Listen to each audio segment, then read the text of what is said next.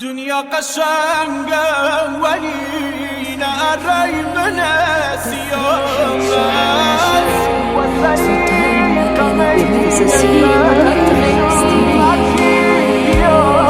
وفي قلبي دي ساكنة معايا، وفي كل طريق وحكاية بلاقيه هنا كل ما ابص في يوم في مراية. جان و جهان بی تو جهان را چه کنم، تو برای همگی من همگان را چه کنم، بی تو دلم را چه کنم، صبر کمم را چه کنم، اینا خدا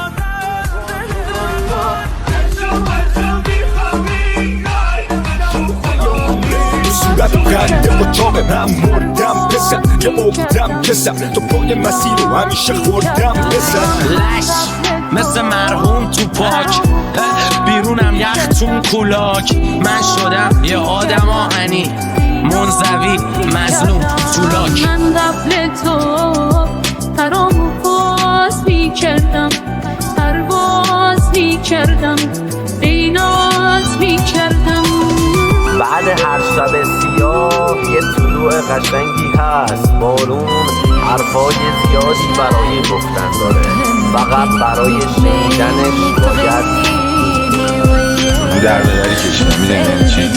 از همه تون بیشتر زج کشیدم، خودم کشوندم توش، ولی من باید بدبختی بود خودم کشوندم وایسادم. حالا که وقتش یه خورده کیف کنم اینجوری